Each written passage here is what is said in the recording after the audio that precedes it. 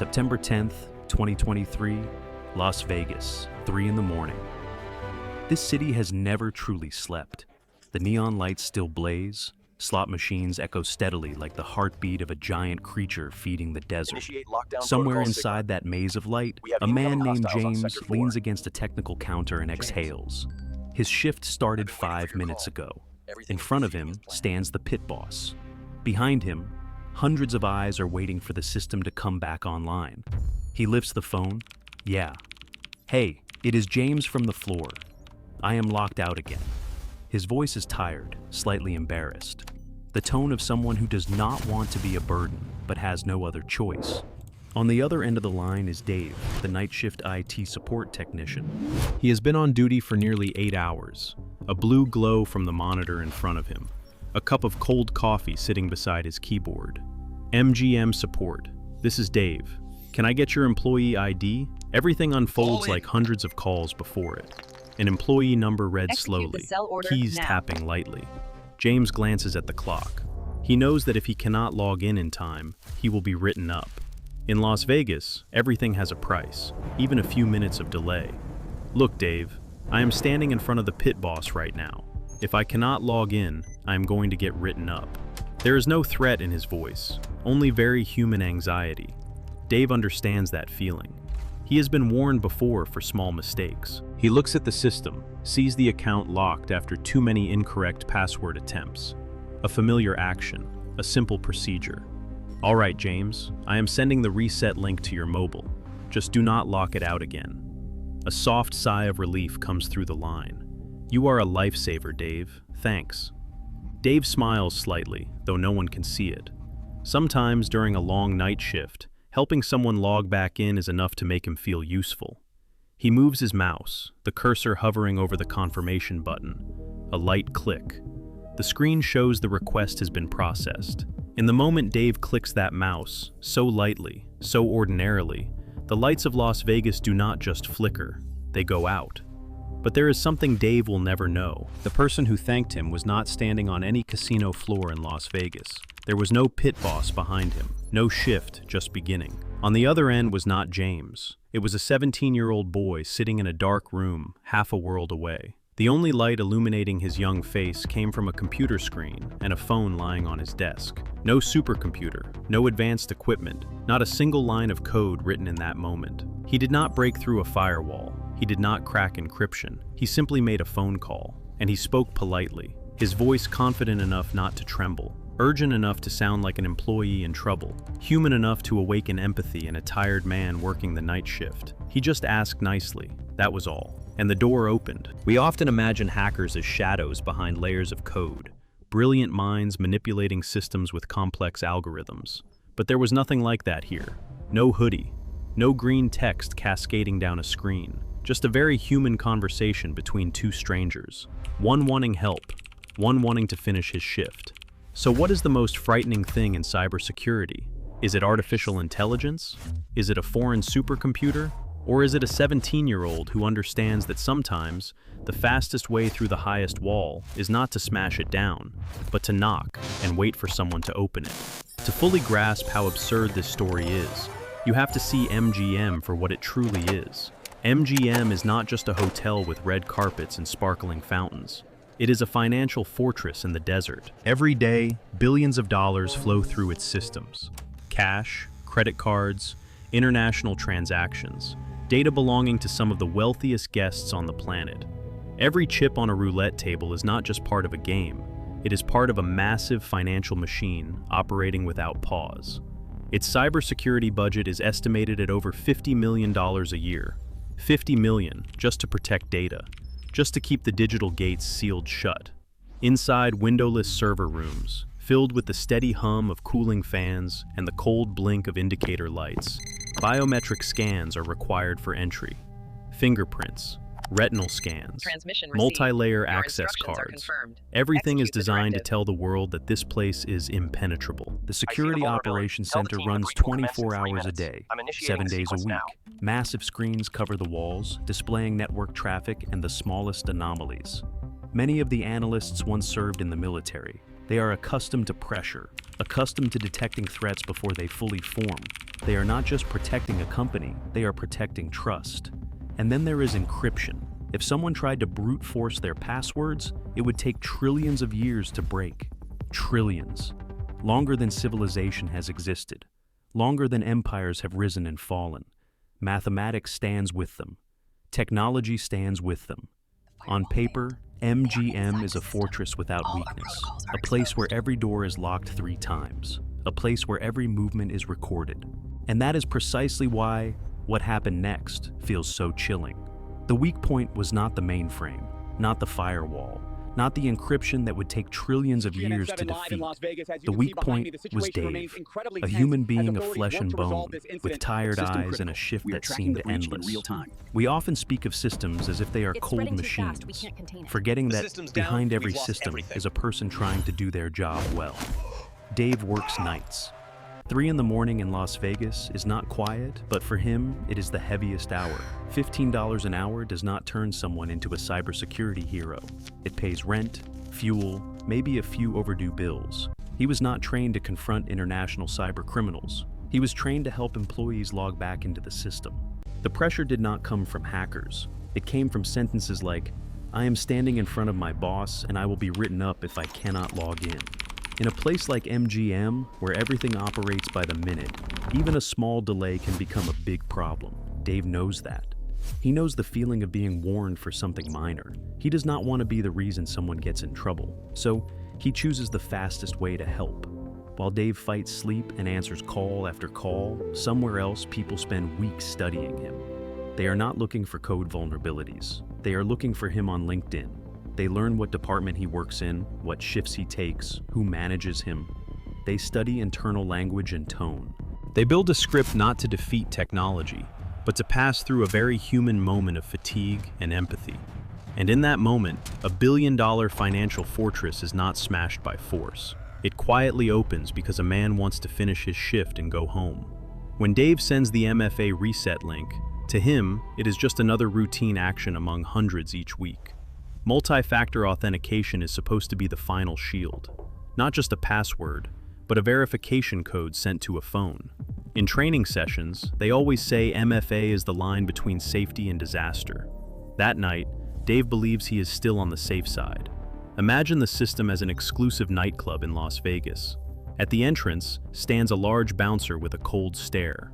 You show your ID. If everything checks out, he does not follow you all night.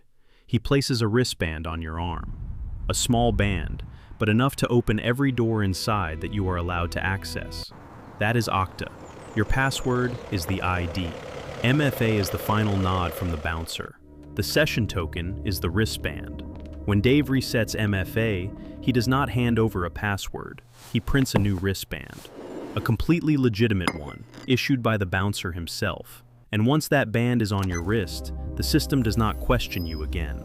The firewall sees the band and waves you through. The servers see the band and open their doors.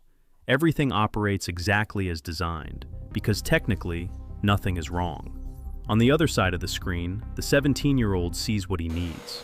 Not a password, not an exploit, a VIP wristband issued legally. He does not kick down a door, he does not climb a wall. He walks through the main entrance under bright lights of a system believed to be impenetrable.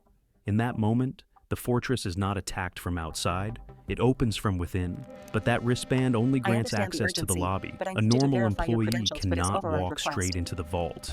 The teenager understands that clearly. Once inside the system, he does not rush. There is no frantic typing, no dramatic command lines like in movies, just silence and slow lateral movement from one digital room to another. Lateral movement, observing, mapping, learning how the system breathes. Every directory, every internal dashboard becomes part of a map. He does not need to break another door. He only needs to find the one who controls all the wristbands. Eventually, he sees it.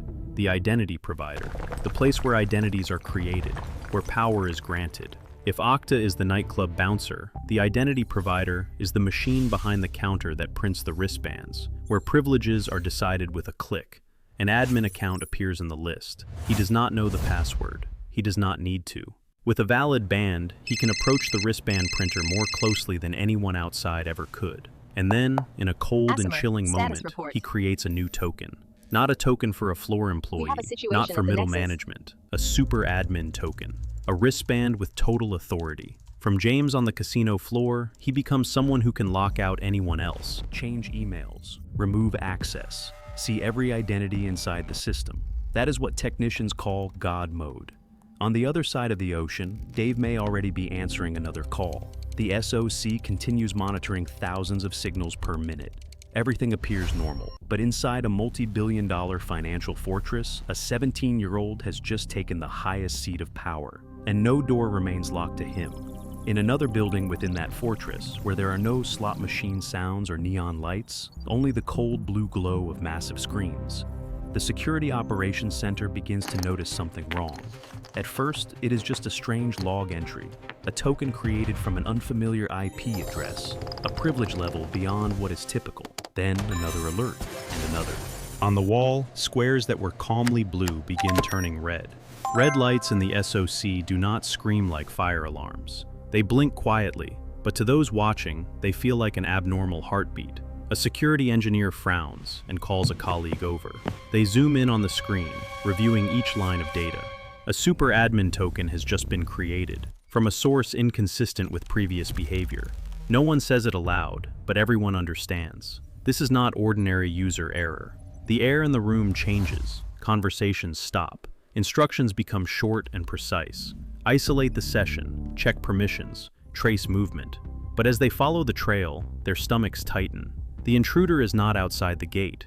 He is already inside, with the highest level of access. MGM now has two choices. First, attempt to track and remove the intruder while the system remains live.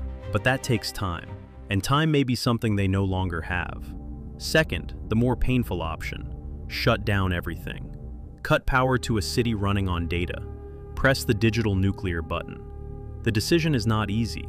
It means thousands of transactions interrupted, guests confused, losses measured in millions per hour.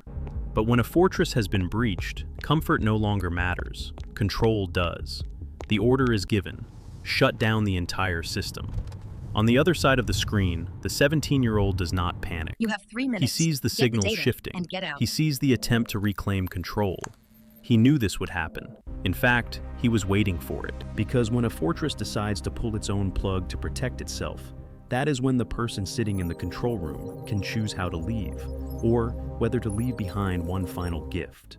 As the system begins to close, the teenager does not try to hold on. He activates what he prepared in advance, a name cold and emotionless, ALF-V ransomware. No explosion, no countdown.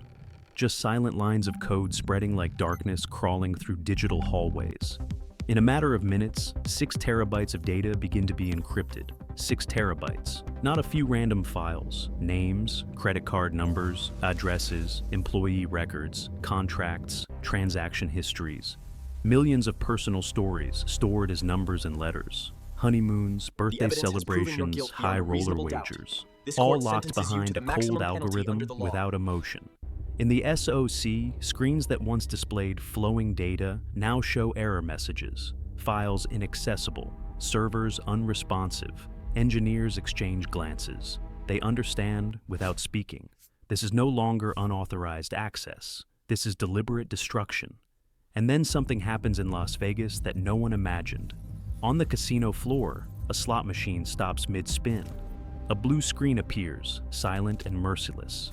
At the front desk, check-in systems freeze. Room key cards do not open doors. ATMs refuse to dispense cash. Employees look at one another, confused.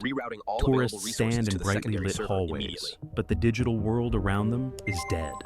The lights of Las Vegas do not go dark all at once like in a movie. They fade section by section as network-dependent systems collapse. The city of light, illusion, and technology suddenly feels fragile. No gunshots, no bombs, just a mouse click from thousands of miles away, and a symbol of modern luxury sinks into darkness. On the casino floor, where noise and brilliance should dominate, an unusual silence spreads. Slot machines that once flashed endlessly now stand frozen, blue screens glowing like rejection. A player who just pressed spin stares at the error message, not yet understanding. Someone laughs nervously, thinking it is a small glitch. But then, another machine stops. And another. At the ATM area, tourists line up hoping to withdraw a few $100s to continue their night. Cards inserted. Waiting. A dry beep. Transaction cannot be processed. A middle-aged man frowns and tries again. The same result. A young woman behind him sighs, checking her balance on her phone. In a city built on cash and chance, not being able to access money becomes a very real anxiety. At the gaming tables, pit bosses who are used to managing chips and VIP glances return to something almost forgotten: paper and pen. A large payout is written by hand on a blank sheet, $50,000. The handwriting hurried but precise. No automated system to verify, no instant synchronization, only trust and personal responsibility. Front desk staff explain to guests that room keys are temporarily inactive. Guests stand in brightly lit hallways, yet locked out of rooms they paid for. A city built on technology is forced to operate on memory and notebooks. Meanwhile, in upper floors, executives watch estimated losses climb by the minute. Every hour the system remains down costs MGM around $1 million. $1 million per turn of the clock. Not just numbers on a screen. Salaries, contracts, customer trust. The lights may still glow outside, but inside, the giant money-making machine is bleeding hour by hour. If the story ended with encrypted data and ransom demands, it would already be catastrophic. But that night went further. While leadership gathers in a crisis room, a senior executive's personal phone vibrates. Not an anonymous number, a normal call. He answers by instinct, tension still in his voice. On the other end is a young voice, disturbingly calm. No voice changer, no disguise. Just a teenager speaking as if calling a friend. He does not begin with threats. He begins with the executive's wife's name, asks if she is well, mentions his son starting a new school year, asks how school was today. In seconds, the million-dollar crisis room disappears from the man's mind. He is no longer an executive of a billion-dollar corporation. He is a husband, a father, standing between two worlds, one burning with corporate crisis, one containing the family he has always tried to shield from darkness. The voice remains steady. We are still inside the system. We see everything. If you do not pay $30 million in crypto, the data will be released. Not just customer names. Everything you think is private. This is no longer technical attack. It is invasion of safety. When someone can say your family's names over the phone during a crisis, the line between digital and physical disappears. 30 million is no longer just a figure on a spreadsheet. It is a question suspended between duty and fear. In the brightly lit room, men accustomed to making massive decisions face something deeply human: protect the company, or protect what cannot be valued in money. And on the other end, a 17-year-old waits for the answer, as if this were just another bet in a city built on risk. Now forget the hacker. Forget the server room and cold encryption lines. Place yourself in the highest chair in that room. You are the CEO. In front of you, numbers climb relentlessly. Every hour down costs $1 million. Real money, shareholder money, employee salaries, pending contracts. Phones keep ringing. Press begins calling. Customers panic. Staff look at you waiting for a decision. 30 million in crypto to stop it all. 30 million to turn the lights back on. To spin slot machines again. To reactivate key cards. Compared to 1 million per hour, 30 million might sound reasonable.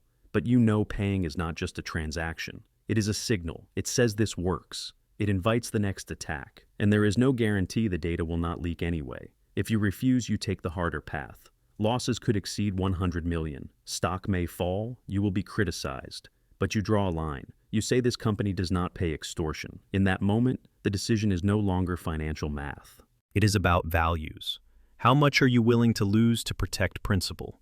And how much pressure can you withstand to look into cameras, into your employees' eyes, into your family's eyes, and say this is the right choice? What would you do? Pay and extinguish the fire quickly, or let it burn longer to prove some things cannot be bought with crypto? In the end, MGM chose not to pay. No crypto transfer was made. No secret agreement in darkness. They endured 10 days of chaos, 10 days of rebuilding, 10 days of headlines dissecting every detail. When systems were restored, the damage was no longer an estimate. Over $100 million. Lost revenue, recovery costs, legal fees, lawsuits, damaged trust. $100 million for a phone call lasting minutes. Investigations stretched across countries. Digital traces followed layer by layer. And when the final screen was lifted, there was no international crime syndicate from a movie. There was a 17-year-old living with his mother who had never stepped into a Las Vegas casino. Not a genius coder with thousands of lines. Just someone who understood that tired, pressured humans can open doors. That image disturbed people more than the financial loss. A multi-billion-dollar corporation with firewalls, biometrics, former military analysts was pierced by a polite conversation. Not because the system was weak, but because systems are built around ordinary people. Afterward, procedures tightened, video verification required, enhanced monitoring, more layers, more training. But a quiet sentence echoed through cybersecurity circles. You can patch software, you can upgrade servers, you can increase budgets, but you cannot patch humans. And perhaps that is the most expensive lesson Las Vegas paid for the night the lights went out.